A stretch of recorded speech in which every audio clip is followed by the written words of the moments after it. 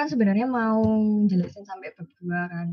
Pak Putu udah masuk ke bab 2, tapi tadi karena diri sama Pak Putu hanya bab 1 dan cuman diperbolehkan untuk membahas soal-soal di bab 1, jadi ya sorry mungkin hari ini nggak lama karena cuma bab 1 aja. Nah, ini aku mau, oh ya anyway, aku ini baru pertama kali sih jadi host di Zoom. Jadi kalau nanti misalnya ada kayak gangguan, ada kayak error, misalnya kayak screen-nya nggak muncul atau something else, ya tolong dibilangin aja kok.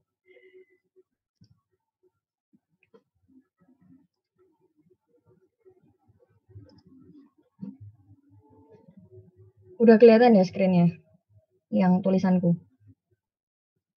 Udah sih. Oke. Kelihatan sih. Jadi aku cuma mau ini sih kayak review singkat aja dari bab 1 itu karena emang kan bab 1 baru pengantar. Jadi di sini sebenarnya teknik reaksi kimia itu apa sih? Itu ngapain? Nah, kurang lebih itu gini sih. Kalau di pabrik kita kan tahu ada banyak. Maksud aku di industri kimia itu kan ada banyak alat kan. Nah, khusus buat di teknik reaksi kimia itu kita akan belajar mengacu ke reaktor gitu karena hanya di reaktor saja itu terjadi reaksi kimia. Nah, sorry, bentar.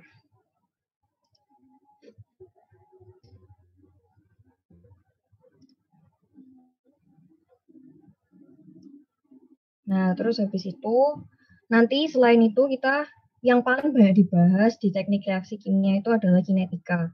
Nah, kinetika itu apa? Kinetika itu laju reaksi sih nama lainnya.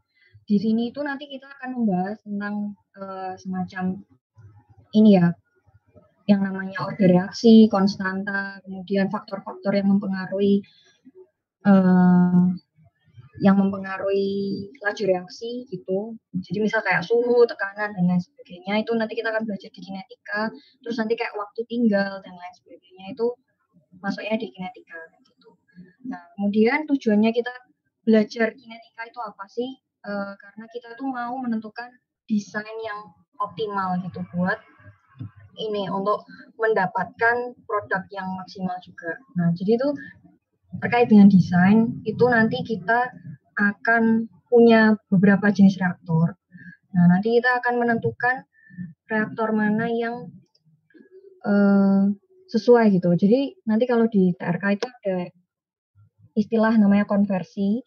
Jadi mungkin ya kalian udah banyak yang tahu konversi itu artinya kan kalau terjadi reaksi kimia artinya di situ ada reaktan kemudian terkonversi menjadi produk. Nah, sebagai chemical engineer kita kan pasti mau semakin banyak produk yang dihasilkan. Artinya konversinya semakin besar. Oleh karena itu nanti kita akan mencari jenis reaktor mana yang paling bagus untuk menghasilkan konversi yang terbesar kayak gitu.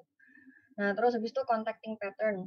Contacting pattern itu apa? Contacting pattern itu adalah kalau misal kita mempunyai reaktan ya, misal kayak reaktan A dan reaktan B kayak gitu, kita tuh akan harus menentukan bagaimana cara mereka dikontakkan. Jadi nggak cuma kayak dicampur, diaduk kayak gitu, tapi ada banyak cara untuk mengkontakkan mereka. Seperti kayak bisa aja ditetesin pelan-pelan kayak gitu, atau dibuat seperti apa untuk menghasilkan konversi yang paling besar itu sendiri.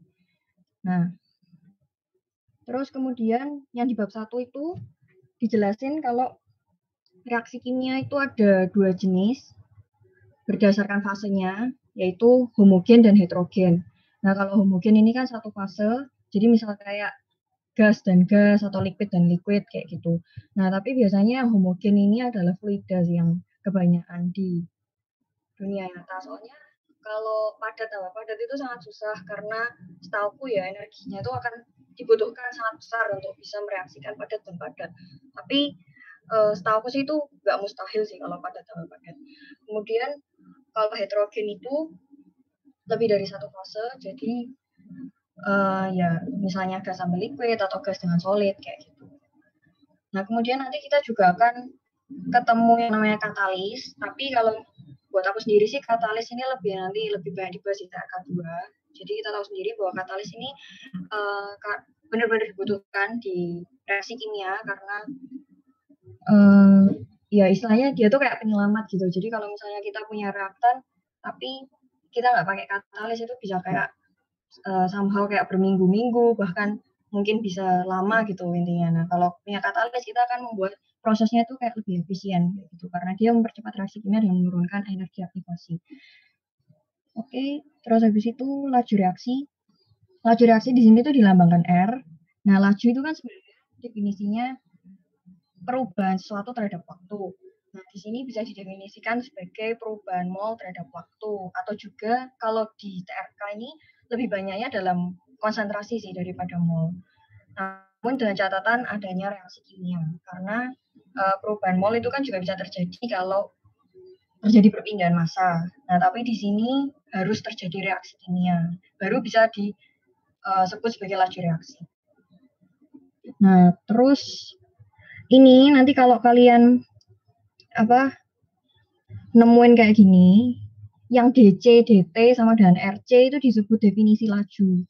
Soalnya waktu dulu aku kan nggak dibilangin waktu TRK 1. Jadi waktu TRK 2 itu kita tuh agak bingung sama istilahnya.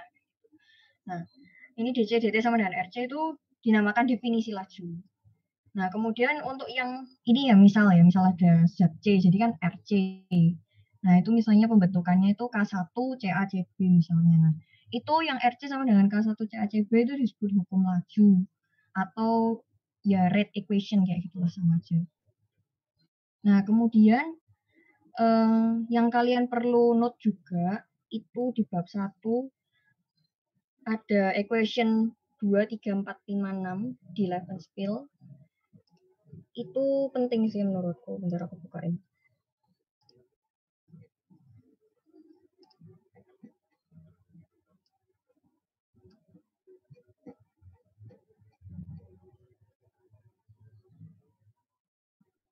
Nah, ini kelihatan tuh ya Levenspiel-nya. Nah, terus habis itu ini equation 2, 3, 4, 5, 6 itu mungkin kalau di TRK 1 masih kurang terlalu kepake sih. Karena yang bentuk yang biasa dipakai itu yang equation 2. Tapi nanti kalau di TRK 2 itu menurutku itu penting banget yang lain, karena aku aja waktu TRK 1 dulu nggak notice ini bentuk-bentuk yang lain kan. Emang kalau di TRK 1 kita biasanya pakai yang cuman yang R. Padahal di sini ada yang R aksen, ada yang R double aksen, ada yang triple aksen, dan yang ini. Nah, itu ternyata itu penting sih, karena memang nggak semua nggak semua reaksi kimia itu kita bisa mendefinisikannya dalam R aja. Soalnya kan kalau di R ini, memang kalau di RK1 ini kan kita lebih banyak ke fluida ya. Jadinya kita perlunya itu volume of fluid, jadi per V fluida. Tapi kalau nanti kalian masuk ke TRK2, itu ada ini yang pakai R aksen, ada yang R triple aksen, dan juga ini double aksen ini juga ada.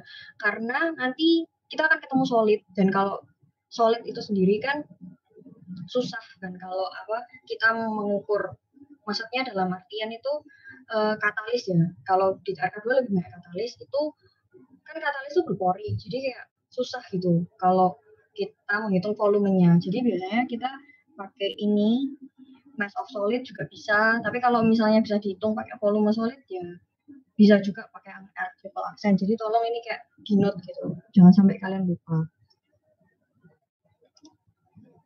Terus habis itu ya ini actually aku sudah nyiapin sih sebenarnya yang buat bab 2-nya, tapi karena ya belum diperbolehkan sama Pak Putu, jadi kita langsung masuk ke latihan soalnya yang yang bab 1 aja. Nah, jadi mungkin teman-teman juga bisa dibuka Levenspiel-nya kayak gitu, tapi aku tetap bakal bacain. Oh ya, ada pertanyaan enggak tadi yang itu, yang reviewnya?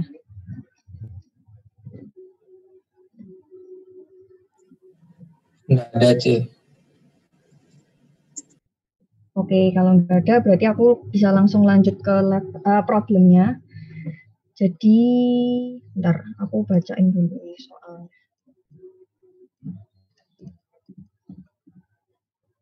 Jadi aku bahas yang 1-2 sama 1-3 karena katanya yang 1-1 sudah dibahas ya sama Pak Putu. Jadi ceritanya di sini tuh ada kayak ini combustors gitu. Nah, dia itu menggunakan fluidized bed. Nah, di sini tuh feed-nya adalah 240 ton per jam coal ya, tapi coal itu sendiri itu mengandung 90% C dan 10% H2. Bukan 10% H ya, tapi H2.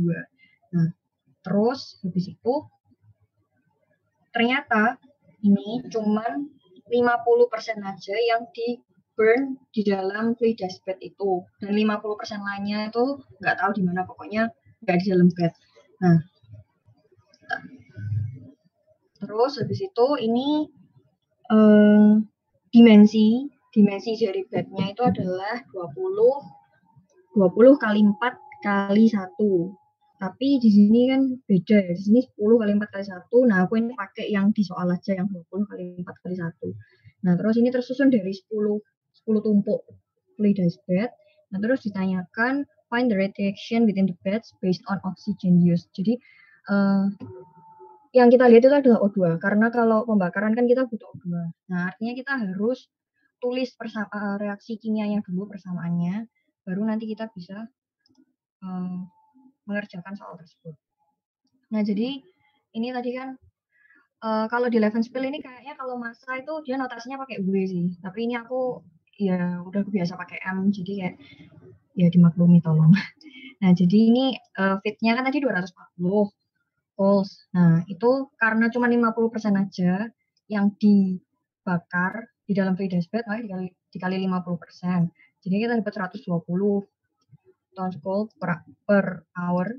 Nah, nanti ditanyanya itu adalah laju pengurangan O2, karena kan O2-nya itu kan nanti kan digunakan untuk membakar kan, jadinya pasti dia berkurang, jadi tandanya itu pasti minus kayak gitu. Nah, jadi ini aku menghitung yang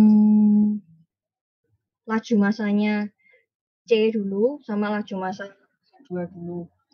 Nah, jadi di sini berarti kan 90% kali 120 untuk yang C-nya. Jadi kita dapatkan 108 tons C per jam. Kemudian habis itu yang H2-nya 10% kali 120, kita dapat 12. Nah, terus habis itu aku convert ke mol. Jadi kita ada ini dibagi sama MR ya. Jadi massa dibagi MR, ini MR-nya C dan ini MR-nya H2. Nah, terus kita dapat 9 sama 6 di sini. Nah, setelah itu kita masuk ke stoikionya. Stoikionya itu kayak gini. Jadi ini ada C tambah O2 jadi CO2 dan H2 tambah setengah O2 jadi H2O. Nah, terus kan ini kan kita kan sudah setarain kan nanti apa koefisiennya. Terus habis itu kita kan tadi kan molnya C itu kan 9. Ini. Nah, nanti kita tarik ke O2-nya. Jadi kita butuh O2 juga sebanyak 9 untuk setiap 9 ton mol C kayak gitu. Nah, terus habis itu yang H2-nya kita juga tarik, jadi kita dapat 3. Nah, artinya terus nanti dijumlahkan O2-nya, kita dapat 12 ton mol O2 per hour. Nah, terus habis itu volume solidnya, totalnya, berarti kan tadi dimensinya 20 kali 4 kali 1. Nah, terus kita kalikan 10 karena ada 10 buah. Jadi dapatnya ini, 800 meter kubik. Nah, terus habis itu ini laju pengurangan O2-nya. Ini aku pakai yang triple aksen, yaitu yang per volume solid kayak gitu. Tinggal dimasukin aja yang tadi O2-nya ini yang 12 ton mol ini dibagi sama 800 gitu. Terus didapatkan hasilnya 0,015 ton mol O2 per meter kubik per jam kayak gitu. Ada yang mau ditanyain mungkin?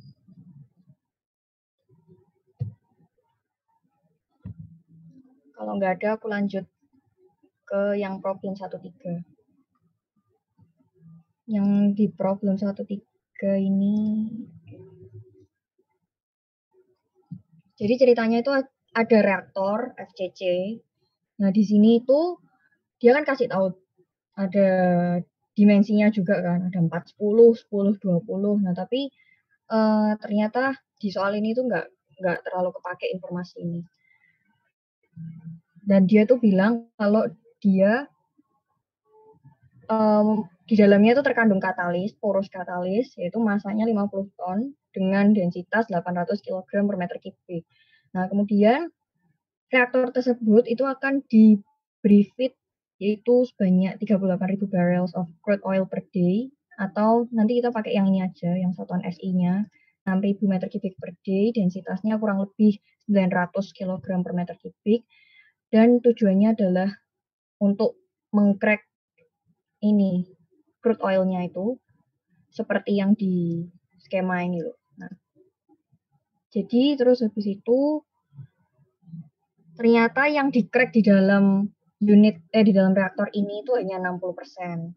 Nah, terus ditanyain ini what is the rate of reaction? Tapi dalam R aksen dan juga R triple aksen. Artinya di sini kalau R aksen itu per massa solid. Jadi ini kilogram katalisnya itu. Nah, terus habis itu yang ini per volume solid jadi meter kubik katalis. Gitu. Nah, terus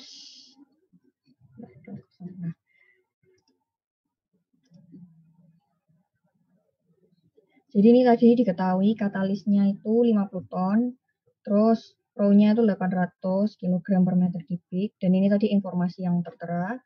Nah, jadi caranya kita pertama-tama mencari volume katalisnya dulu sih, buat yang ngerjain yang R triple aksen. Nah, itu caranya kan massa per rho, jadi 50 ton, kita convert jadi kilogram, terus habis itu kita bagi dengan rho, jadi kita dapat volume 62,5 meter kubik. Nah, setelah itu tadi yang oilnya, yang crude oilnya kan cuman baru diketahui ini kan tadi apa rho sama volume. Jadi nanti kita cari massa karena nanti kita akan kerja dalam molnya. Nah ini massa crude oilnya itu rho kali V laju volumetrik. Jadinya di sini 900 kali 6.000 terus satuannya sudah benar jadi didapatkan hasil segini. Nah, habis itu kita mencari molnya si crude oil, yaitu masanya oil dibagi dengan MR. Jadi MR-nya itu dihitung dulu sih ini. Yang kan dia kan tadi ada bilang di soal C20H42. Jadinya kita hitung MR-nya dapat 282. Nah, terus kita jangan lupa satuannya disamakan yang MR-nya ini. Jadi karena kita di sini pakai kilogram, jadi kita dapat molnya si crude oil itu dalam kilomol. Gitu. Oh ya ini kurang per D. Nah ini jadi laju molnya itu kilomol per D. Kemudian karena hanya 60%, sebenarnya 60% ini boleh kalian kaliin di sini juga sih di massa, tapi ya ini aku pakainya di molnya. Jadi ternyata yang bereaksi itu hanya maksud apa yang di crack itu hanya sekian, 60% dari totalnya feednya tadi.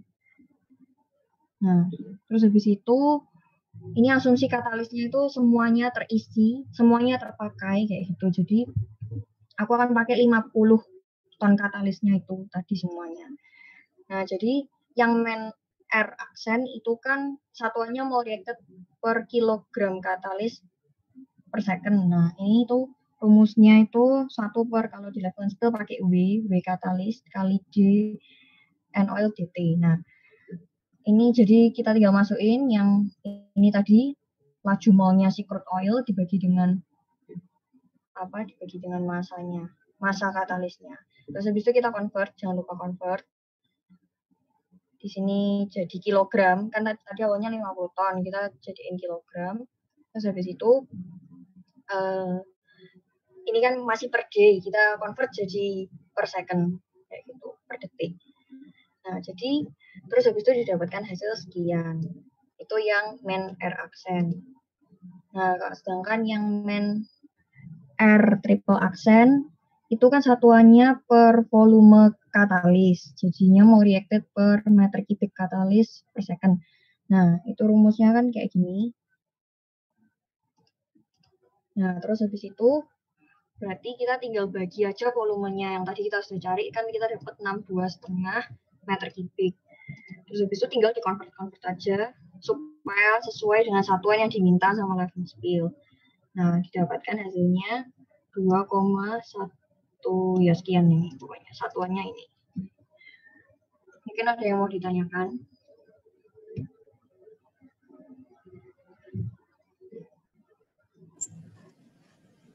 Nanti filenya di-share kan ya, C? Iya, di-share kok. Oke, Tapi nanti thank you. tak share yang cuman bab 1 aja, soalnya babnya belum diizinkan sama Pak Putu. Gitu. Minggu depan. Iya, nggak apa-apa kok, C. Nah, terus habis itu apa ya? Udah sih ini aja, soalnya Pak Putu mintanya cuma bab 1. Dan mungkin kalau kalian mau tanya-tanya tentang TRK itu gimana atau apa susahnya mungkin kayak gitu. Sebenarnya kalau TRK ini apa ya? Itu nggak sesusah itu. Apalagi kalau yang ngajar Pak Putu. Nah, tapi apa namanya kayak konsepnya itu kalian tuh perlu benar-benar pegang. Jadi kalau dulu di zamanku itu kan Bu Yohana yang ngajar. Nah itu seru sih karena apa ya? Beliau tuh banyak memberikan soal-soal yang dimodif. Jadi kayak misalnya kita sudah biasa kerja level spill kan. Nah beliau itu memberikan soal-soal yang kayak kita tuh nggak pernah ngerjain sebelumnya di kuis baik di UTS kayak gitu. Nah itu kayak kalau kita nggak benar-benar ngerti konsepnya dalam artian kayak cuman ya udah pokoknya aku tahu rumusnya yang ada di level spill ini kalian start dulu semua kayak gitu itu bakalan agak susah sih apalagi nanti kalau kalian menghadapi kompre atau mungkin apa ya intinya ujian terus kompre terus apalagi kalian nanti di industri gitu kan itu TRK ini kan penting apa ya pasti industri kimia itu ada reaksi kimia dan gimana caranya kita tuh bisa membuat reaksinya itu jadi optimal gitu loh hasilnya secara cost secara volume dari reaktornya kita harus membuat segalanya tuh jadi optimal gitu nah misalnya kita tuh cuma tahu rumus saja itu bakalan agak susah karena ya memang kalau kalian kerjain problem di level spill itu jujur aja nggak terlalu susah gitu loh tapi kalau nanti itu kayak apa ya banyak lah pokoknya yang apa namanya yang harus kalian modif dari rumus-rumus yang ada di level spill. Jadi kalau kalian nggak benar-benar ngerti konsepnya, kok bisa sih laju reaksi? Misalnya kalian cuma menghafalkan di otak kalian kayak apa namanya laju reaksi itu rumusnya ini gitu misalnya. Tapi kalian nggak tahu kenapa kok laju reaksi itu kayak gini sebenarnya. Ya itu kayak nanti bakalan susah gitu loh buat kalian. Jadi kalau kalian mau tanya konsep atau apa gitu sama aku, ya silahkan. Kalau kalian mau chat juga nggak masalah. Udah sih itu aja. Karena nggak ada yang ditanyain, jadi mungkin sampai di sini saja responsnya. Terima kasih. Thank you, C. Okay.